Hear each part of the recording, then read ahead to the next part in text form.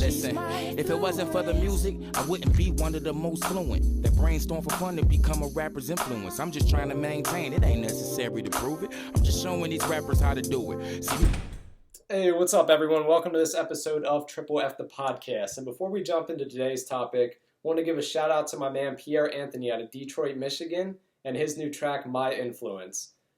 Pierre, super underappreciated artist. He is an artist in every sense of the word.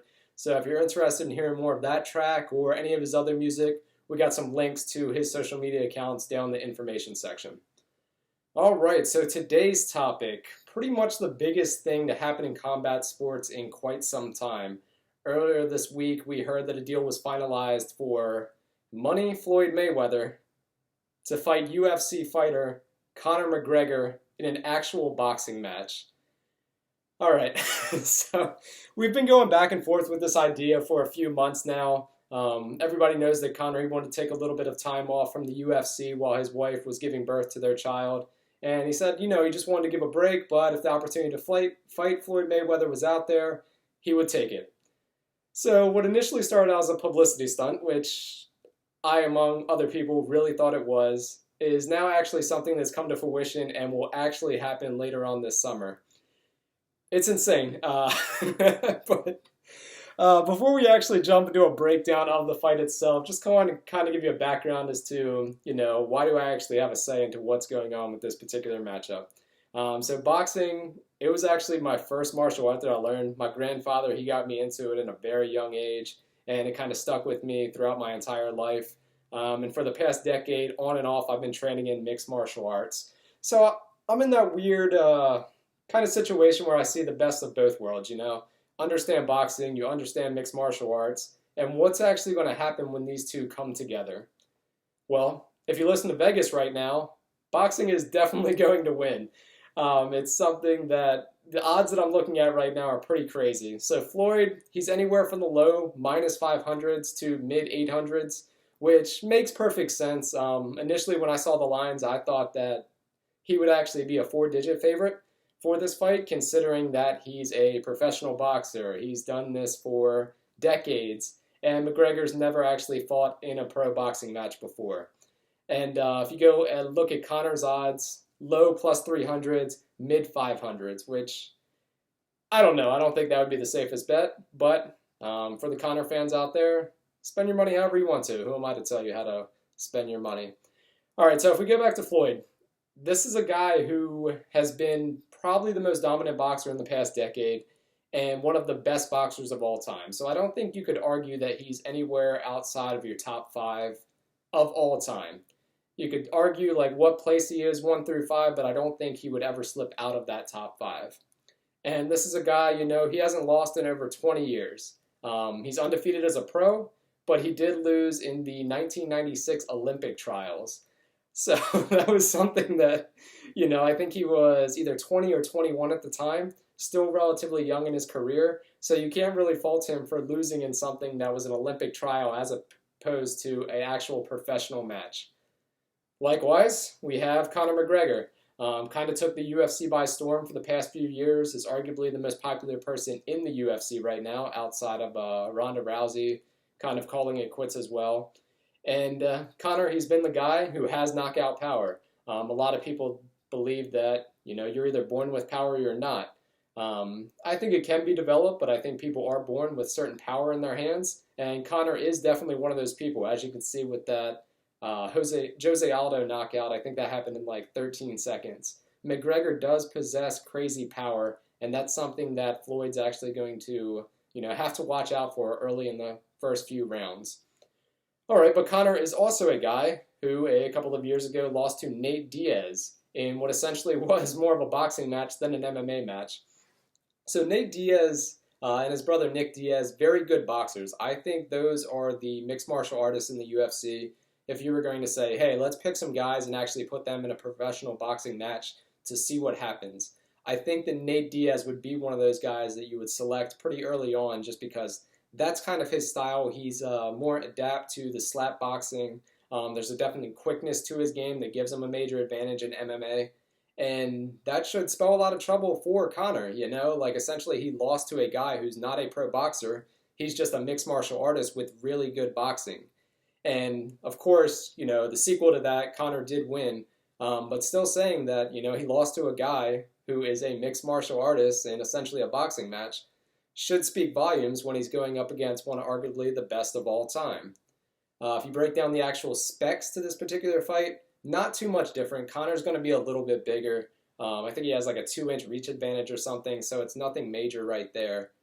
But this is also something we're going to have to think about. The weight that this is being fought at. Typically, Conor walks around, 170s, 180s. So he's going to have to do his normal weight cut to get down to this particular weight class to fight Floyd. And, Floyd's just pretty much going to walk into there on weigh-in day, not cutting any weight or whatsoever. And he's probably going to be in a much better position to keep it up in the late rounds just because he's not cutting as much weight as Conor's going to. But if we wanted to break this down element by element, so let's see what Floyd has the advantage on and what Conor has the advantage on. So Floyd, speed, it's impeccable. Even against pro boxing, some of the best that have ever lived. Take the Manny Pacquiao fight, for example. You can see that he is so much faster than his opponents. That's why he has that 49-0 record. He simply just peppers people with jabs the entire time. His speed is on another level composed to all the other pro boxers that he's fought, which should spell disaster for Conor. He's typically a one load-up guy, and then he uncorks a right hand. If professional boxers can't keep up with Floyd's speed, I'm not sure how Conor expects to. And I think this is going to be a huge advantage for Floyd, especially in the jab department. He's just going to be so much faster, and I think he's going to be able to land at will just because he has that initial quickness to get in and get out, and Conor's going to really struggle with that. Also, one of the best parts of Floyd's games is his defense. Very good head movement, very good footwork. Floyd Mayweather, he's been labeled as a boring fighter, basically because he doesn't get hit a lot.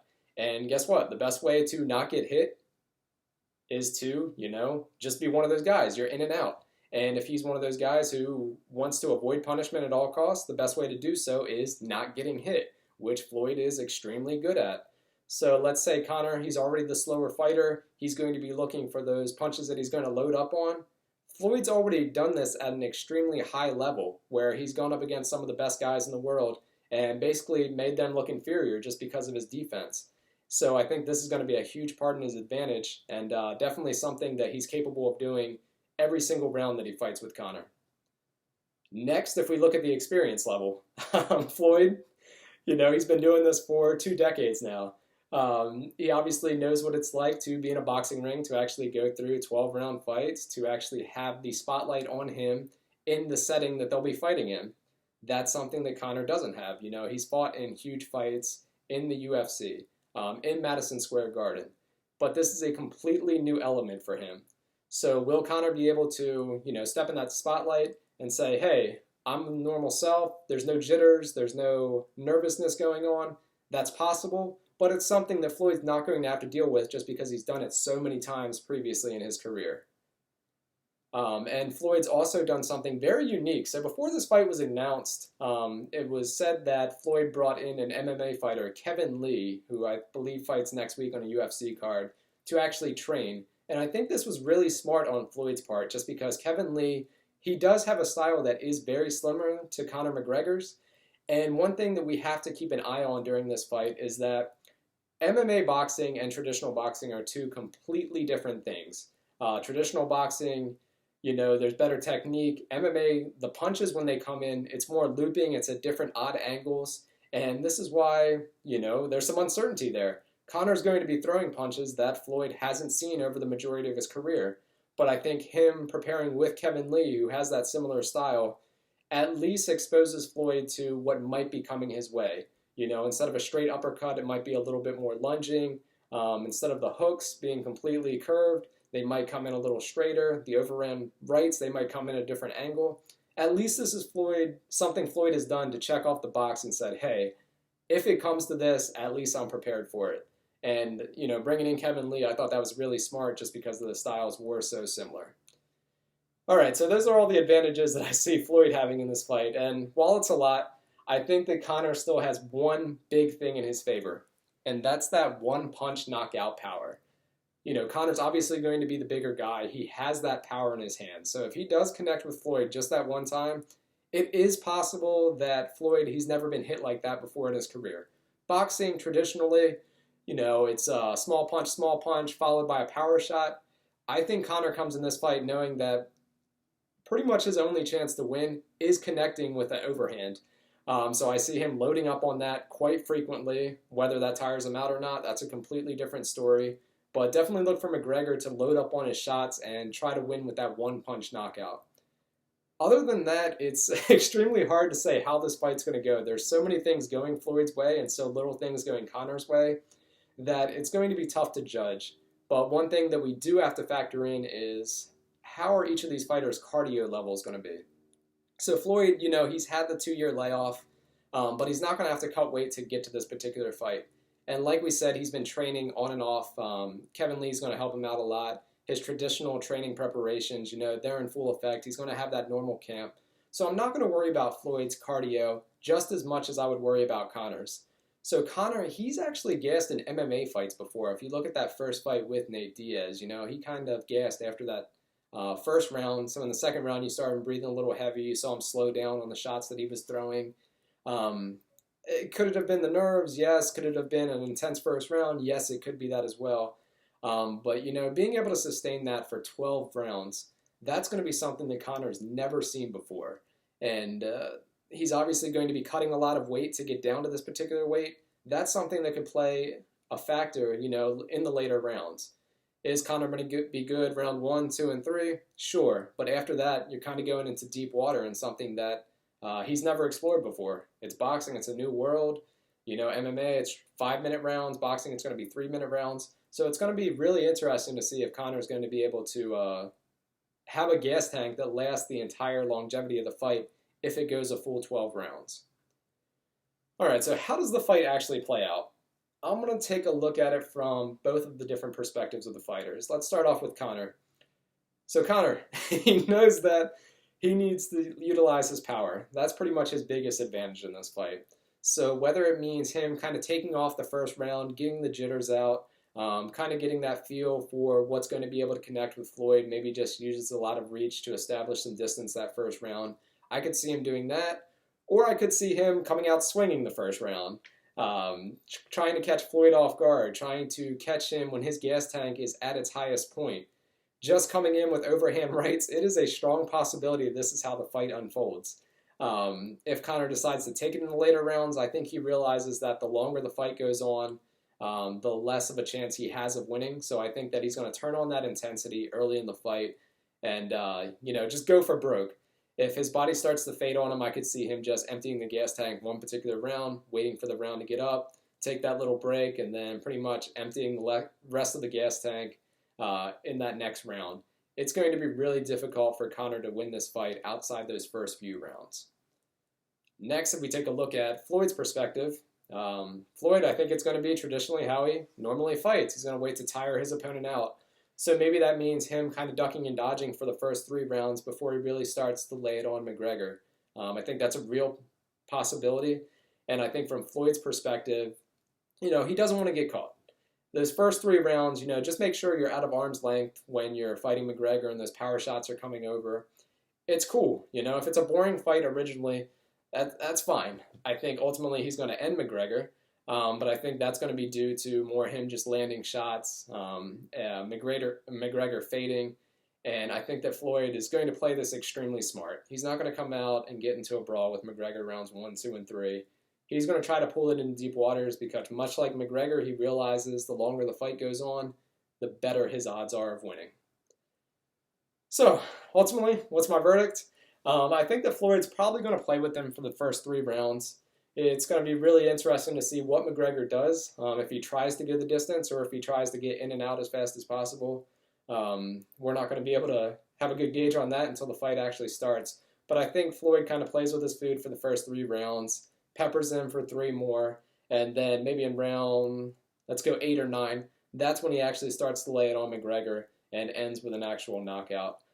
Floyd, he's not a knockout artist, but I just think that McGregor is so outmatched in this fight that it's inevitable that he's going to lose, and I think just the cardio and he's never been hit as many times as somebody like Floyd's going to hit him. I think when you factor those 2 in, it's going to result in a stoppage in one of those later rounds. A really good proposition that I heard on a Joey Diaz podcast, he was interviewing Mickey Gall, who's also a UFC fighter. He threw out the idea of having this a kickboxing match, which I thought was amazing just because, this is going to be a boxing match, which Floyd, that's huge in Floyd's favor. You obviously can't do a UFC match just because Floyd, first of all, he wouldn't want to do it, and second of all, he doesn't have that well-rounded skill set. But I thought a kickboxing match would be really interesting just because, Floyd could still use his boxing, but McGregor actually has a chance just because he's more experienced with the kicks and whatnot. That was a really cool idea that Mickey Gall threw out there, and it would have been awesome if it resulted in that. But, that's wishes, maybe Mayweather McGregor too. If Mayweather starches in this first one, they decide to fight again, and the paycheck wasn't big enough, maybe they do a kickboxing match. I'm sure people would still buy. So let's actually talk about why this fight actually happened. So from Conor's perspective, he's expected to make anywhere from $75 to $125 million from this fight, which is ridiculously more than anything that he's made in the UFC thus far. And McGregor's been a guy on record. He says, I don't want to compete my entire life. I've seen what the injuries do to people. I don't want to live that life. I want to make my money and get out. And I think that the way of doing it with challenging Mayweather, kind of going into the war of words back and forth for the past few months and actually signing on the dot and making this happen, it's an excellent business move from Conor's perspective. If you think about it, he's going to get maybe a 9-digit contract out of this. He's going to make crazy money. And, if he loses, so what? He lost a boxing match to one of the best boxers of all time. There's no shame in that. And this also gives him crazy leverage for the UFC. He's been kind of a headache for the UFC. Like, he's brought a lot of good to him, but he's also log-jammed the weight division. He's a champion right now, but he wants to take a break and he wants to fight Floyd Mayweather instead of actually defending his belt. He's talking about jumping up another weight class to challenge the champion there. There's a lot on McGregor's plate, and I think the way that he played this is in his best interest long term, because now, essentially, he's saying, well, I'm the UFC champion. If you don't want to give me the fight that I want, where I want, at the price that I want, I could just, do Floyd Mayweather, Conor McGregor too. I could do McGregor Pacquiao. There's a lot of different options. So now his leverage with his future contract talks with the UFC, that just kind of skyrockets. And even Dana White of the UFC, he was kind of standoffish with this idea at first until he realized that he could make money off this. And now he's kind of at the point of no return where it's like, I kind of got to embrace this idea or I might lose one of the faces of my organization in Conor McGregor. And as we all know, the UFC right now kind of starving for superstars. Ronda Rousey, she just called it quits. John Jones, he's had his legal troubles. One of the best of all time, Anderson Silva, he's kind of starting to show his age. Well, not starting to show his age, but he has shown his age, and his career is near the end. So Dana's got to play this smart, If I want McGregor to come back, I kind of have to give him everything that he wants at this particular time. And that resulted in one of the biggest boxing matches of all time in Mayweather and McGregor. But like I said, my prediction, let's go Mayweather by knockout, round 8 or 9. Should be a fun fight. I think a lot of people are going to buy. And definitely keep an eye on those betting odds. I mean, if you can get Floyd at the low minus 500s right now, that's crazy considering, he's a boxer. This is a boxing match. McGregor's an MMA guy. Just baffles my mind, but that's for Vegas to figure out, not me. All right, guys, so thanks for joining today, and I'm going to leave it off with my man Pierre Anthony with his track, My Influence. Like I said, if you want to hear more of this track, check out the links down below, and really underappreciated artist. Really creative and innovative, so definitely give him a listen. Thanks, guys. Music is my Buddhist. That's why I'm always dropping some new hits with no edit needed. I ain't trying to hear a 2 cent. Am I getting on your nerves yet? Good. I'm a nuisance that can care less about a blueprint. I'm drawing my own, and history is present tense. I ain't gotta even say or locate my residence. That's how you make an imprint. My name notarized and approved. I love music cause the way she make me feel is a Jew. I'm saying she a problem for dudes, cause she make them look bad if the craft ain't being properly used.